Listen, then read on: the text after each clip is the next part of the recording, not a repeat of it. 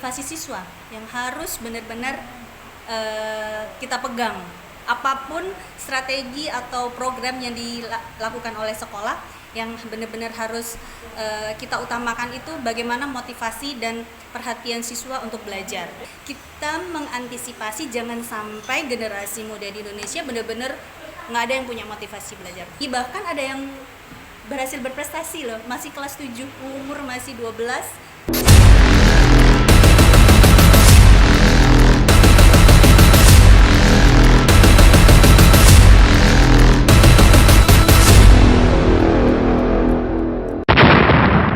Halo sahabat psikologi, Assalamualaikum warahmatullahi wabarakatuh. Selamat datang di Popsi, Podcast Psikologi Bersinergi, persembahan dari BEM Fakultas Psikologi Untak Surabaya.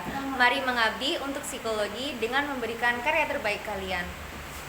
Di sini saya Nadifa Salsabila selaku host pada kesempatan kali ini yang akan memandu acara untuk beberapa menit ke depan.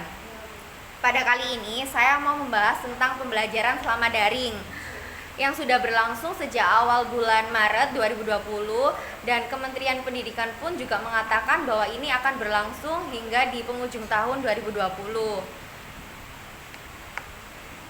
Perubahan sangat cepat tanpa diiringi persiapan sebelumnya, yang dimana semua aktivitas sekarang terbatasi. Padahal kan sebelumnya itu kita bebas melakukan aktivitas apapun di luar rumah.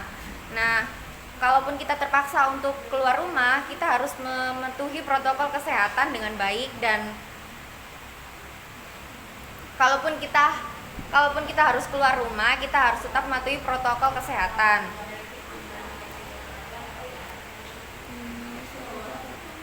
Hal tersebut dilakukan guna untuk memutus rantai penyebaran virus COVID-19. Pembelajaran dialihkan secara daring, yang dimana antara guru dengan siswa tidak dapat bertemu secara langsung dan bertatap muka. Dan guru dan siswa itu wajib menggunakan gadget dan kuota internet dalam proses pembelajaran, yang dimana orang tua itu juga berperan penting untuk mengawasi anaknya dalam pembelajaran. Mungkin saat pembelajaran itu anaknya belum memahami materi dari gurunya. Sebelum saya lebih lanjut mau membahas tentang pembelajaran daring, alangkah lebih baiknya kalau saya memperkenalkan narasumber yang sangat istimewa. Beliau merupakan lulusan Psikologi Untak Surabaya, dan beliau sekarang sedang mengajar di guru bimbingan dan konseling di SMP Al-Hikmah Surabaya. Langsung saja, halo Bu Ledi. Halo Mbak Nadifa. Bagaimana kabarnya Bu? Sehat kan ya? Alhamdulillah sehat, bahagia. Ini Bu, mungkin Ibu bisa memperkenalkan terlebih dahulu. Mungkin dari teman-teman belum ada yang mengenal Ibu. Oke, bismillahirrahmanirrahim. Assalamualaikum warahmatullahi wabarakatuh. Saya Ledi, lengkapnya Adiah Lediawati. Saya lulusan dari Fakultas Psikologi Untak Surabaya, dan saat ini saya sedang mengajar sebagai guru bimbingan dan konseling di SMP Al-Hikmah Surabaya.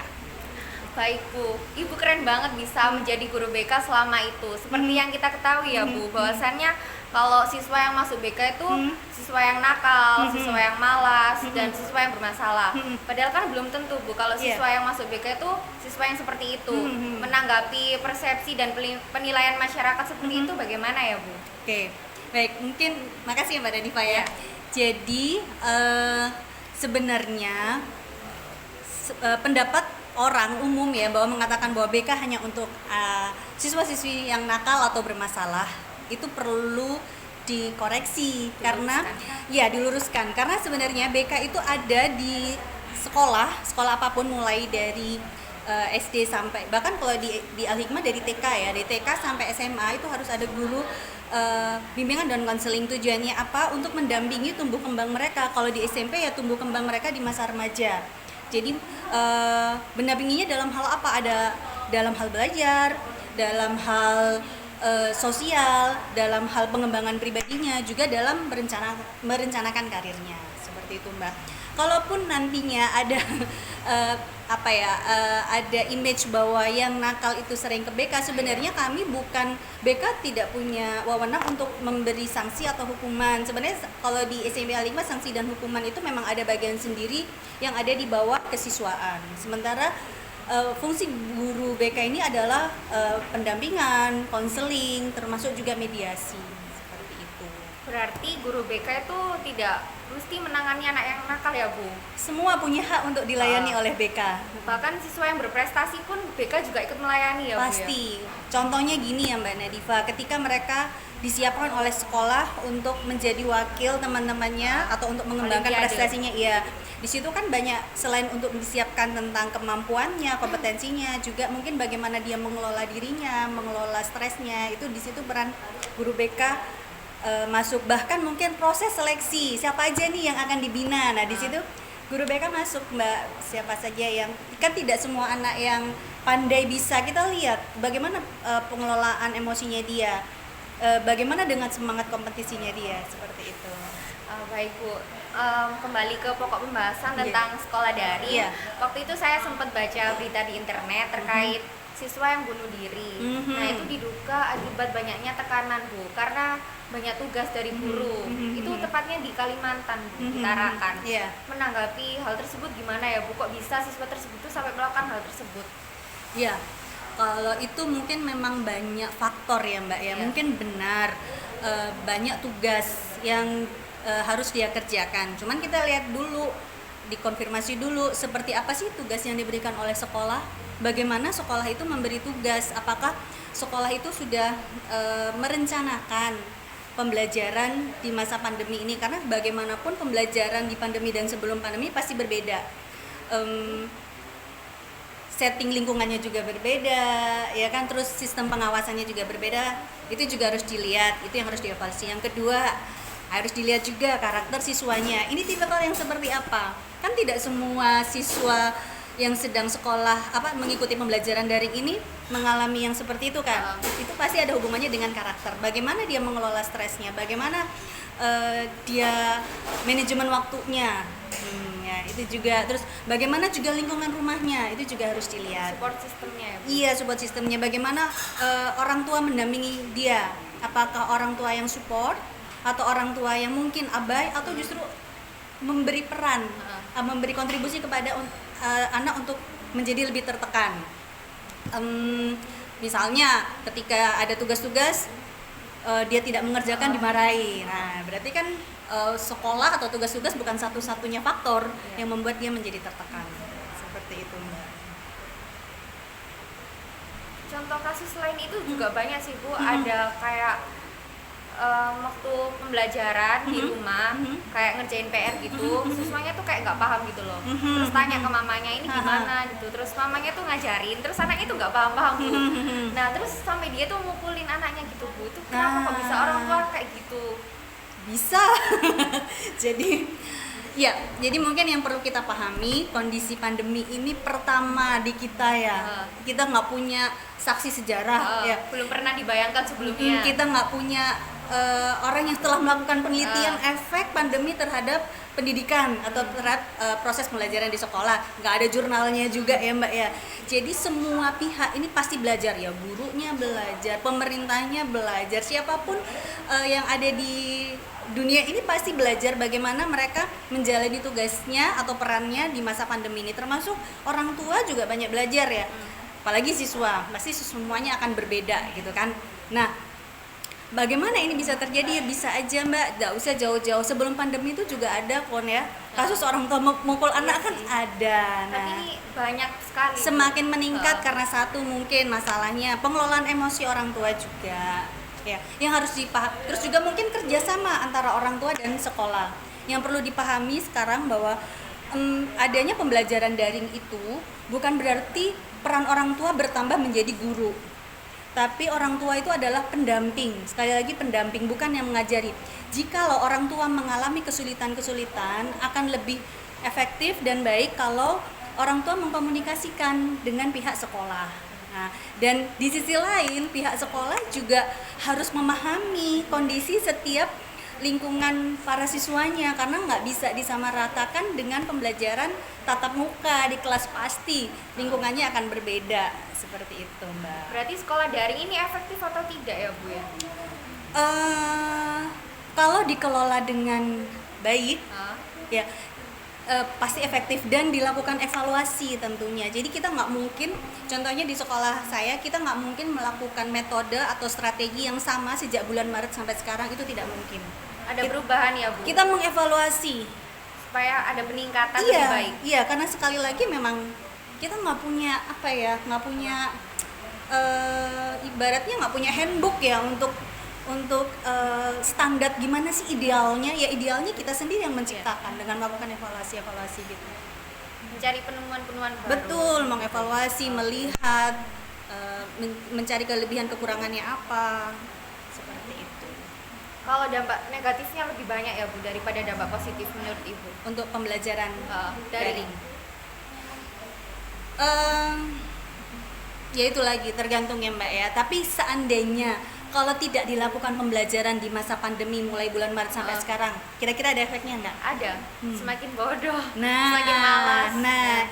Kalau saya pribadi mengatakan bahwa apa yang sudah dilakukan pemerintah, apa yang sudah dilakukan oleh Dinas Pendidikan, ini adalah yang terbaik dari kondisi kita saat ini. Yang sudah gitu. tepat. Iya, tinggal kita gimana semua lapisan masyarakat mencoba deh berpikiran positif ya untuk bisa kita menjalani pandemi. Memang sekolah kayak gini, toh juga bukan keinginan sekolah untuk melakukan pembelajaran jarak jauh, ini semua karena pandemi yang di luar kendali kita. Ya. Prinsip pembelajaran seperti apa ya Bu yang perlu diciptakan Selama pandemi ini?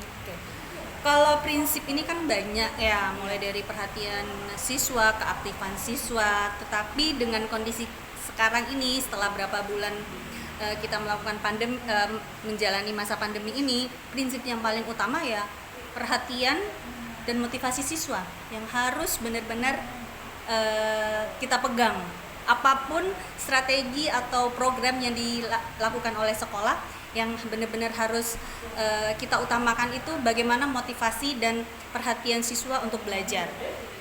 Karena ini untuk menghindari kalau sampai motivasi belajar siswa menurun, dan memang nyatanya sekarang sudah banyak yang menurun ya. Cuman kita mengantisipasi jangan sampai generasi muda di Indonesia benar-benar nggak ada yang punya motivasi belajar. Tapi saya kok yakin ya beberapa, bahkan murid saya yang masih SMP itu dalam satu kelas ada kok yang masih sampai saat ini ya semangat aktif, motivasi belajarnya masih tinggi, bahkan ada yang berhasil berprestasi loh, masih kelas 7, umur masih 12.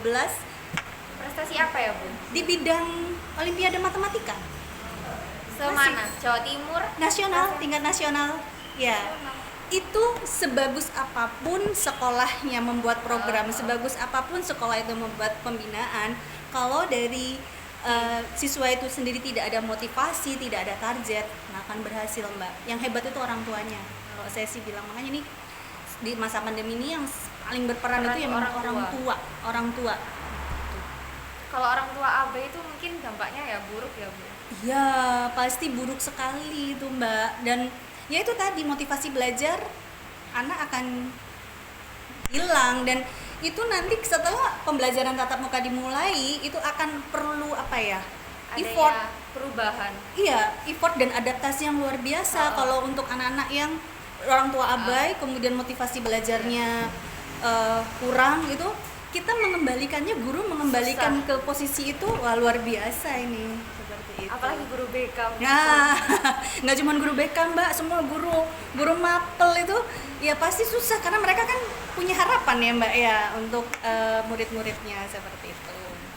Bu Lady kan guru BK, terus gimana caranya siswa itu bisa konsultasi ke Ibu selama pandemi ini Bu? Selama pandemi, memang kalau selama pandemi awal pandemi hubungan kita itu agak jauh ya, jadi kedekatan kita agak kurang, karena gimana pun kalau kita sering ketemu itu kan memberi rasa nyaman ya buat siswa. Nah, caranya siswa konsultasi ya bisa sebenarnya sama, pandemi dan tidak pandemi itu sama. Jadi ada yang konsultasi berarti Bu? Ada yang konsultasi. Jadi sebenarnya kalau dari guru BK itu kan siswa bisa datang sendiri atau kontak langsung ke guru BK. Bisa karena dia punya ada catatan atau jadi masalah, direkomendasikan oleh guru mapel, wali kelas atau orang tua untuk konsultasi ke BK. Nah, kalau dulu sebelum masa pandemi sih jam istirahat beberapa anak bisa aja Iya, ke BK, mampir cerita-cerita. Iya, gitu. kalau sekarang memang kami tim BK itu memang harus apa ya namanya, menstimulasi Stimulasi gimana? siswa untuk mau datang ke BK karena entah disadarin atau tidak disadari stigma BK bahwa jadi masih polisi sekolah itu muncul lagi setelah kita persiapkan ya selama bertahun-tahun. Anak-anak BK bukan polisi sekolah, tapi nyatanya di pandemi ini ya sepertinya BK Polisi seperti sekolah. itu gitu kan, atau mungkin BK kayaknya nggak ada deh. Makanya kami menstimulasi dengan cara apa, secara klasikal atau secara umum kami rutin membuat seperti flyer, atau kita juga bikin kayak gini nih Mbak, video-video pembelajaran diupayakan yang menarik. Terus kita juga rajin berkomunikasi dengan wali kelas, membantu wali kelas kendala-kendala apa sih yang siapa saja yang terkendala atau mengalami kesulitan pembelajaran. Ya kadang-kadang juga saya harus japri beberapa anak, menyapa, Iya. seperti itu. Memang harus ada pendekatan terlebih dahulu, karena kalau apalagi anak SMP ya, untuk inisiatif untuk konsultasi memang masih perlu dimotivasi lagi. Aktivitas apa Bu biasanya yang masih dilakukan? Untuk apa itu Mbak? Siswa-siswa itu loh. Kayak Aktivitas. OSIS gitu. Jadi Mbak Nadifa, kalau untuk kegiatan OSIS salah satu masih ada walaupun tidak sepadat sebelum pandemi. Contoh, kemarin kami melakukan orientasi siswa kelas 6 untuk bagaimana suasana belajar di SMP Al-Hikmah. Jadi mengajak adik-adik kelas 6 untuk datang ke SMP Al-Hikmah secara virtual. Di sini keterlibatan OSIS mulai dari pemandu acaranya, mengisi hiburannya ini kakak-kakak OSIS, karena memang sebelum pandemi ini kan kegiatan rutin ya setiap tahun. Dulu juga mereka yang memandu adik-adiknya untuk mengetahui banyak bagaimana sih, ngasih gambaran gimana sih sekolah di SMP itu bagaimana. Oh iya sih, Al-Hikmah itu dari Kelompok bermain.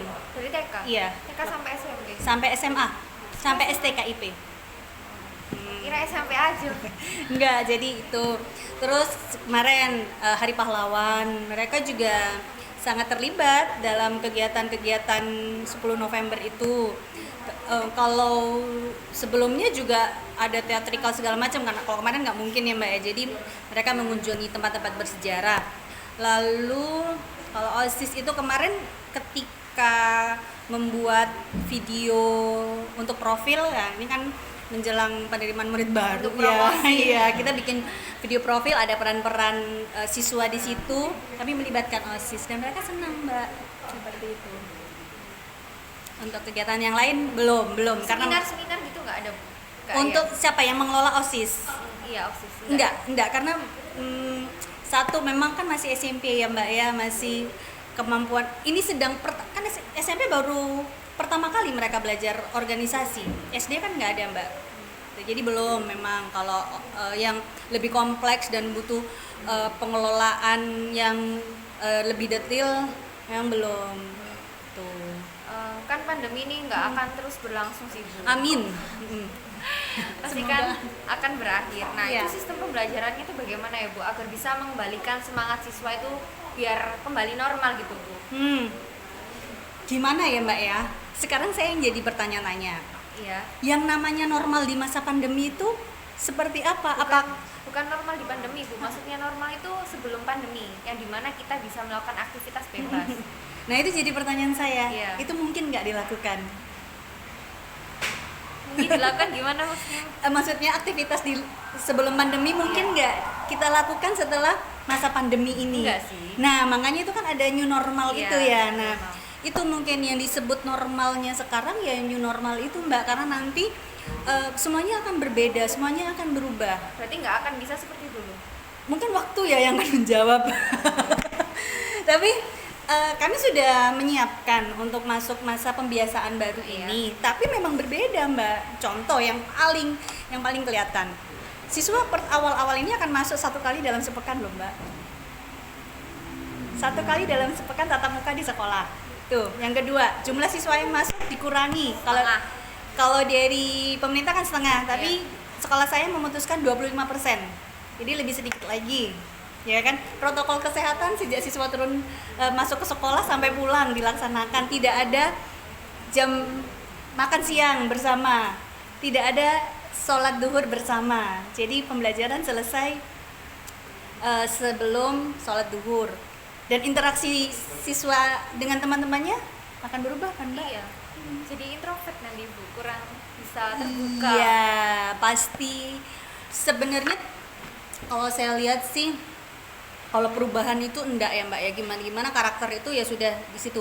Kalau anak yang karakternya ekstrovert, dia bisa beradaptasi, cepat beradaptasi. Apapun alatnya, kalau saya lihat di kelas gitu ya, mereka saling menyapa. Tapi yang agak mengkhawatirkan untuk siswa yang memang karakternya introvert ya Mbak ya. Bagaimanapun kan tetap harus dalam hal-hal tertentu dia harus bekerja sama, berinteraksi dengan siswa yang lain, dengan guru. Nah, untuk yang seperti ini memang perlu upaya-upaya ekstra dari kami, terutama saya guru BK ya, gimana memotivasi dia mau, apalagi yang murid baru ya, yang itu gimana bukan belum itu, pernah ketemu temannya sama sekali. Betul. Nah, nanti kalau misalnya ketemu siapa langsung gimana, ini siapa kan nggak tahu. Ya, kemarin sudah didiskusikan. Ya, salah satu caranya ya kita perkenalan ulang. Ya, walaupun udah kenal di Zoom. Di Zoom sudah dikenalin, tapi mereka kan nggak berinteraksi. Iya. Hanya anak-anak tertentu saja berinteraksi. Memang begitu. Normalnya akhirnya seperti itu. Teman-teman jangan lupa ya untuk like, komen, dan subscribe di channel YouTube kita di BEMSI. Lalu jangan lupa share ke teman-teman kalian. Baik Bu, terima kasih banyak atas waktunya. Sama-sama. Udah meluangkan waktunya datang di sini dan berbagi ilmu. Semoga bermanfaat. Amin, terima kasih. Ini saya punya kenang-kenangan untuk Bu Lady, kaos dari merchandise BEMSI. Oh, bagus sekali. Kalau teman-teman mau beli kayak gini, kalian bisa kontak di DM di IG-nya BEMSI. Sekian, usai sudah podcast kali ini. Saya Nadifa Salsabila, pamit undur diri. Assalamualaikum warahmatullahi wabarakatuh.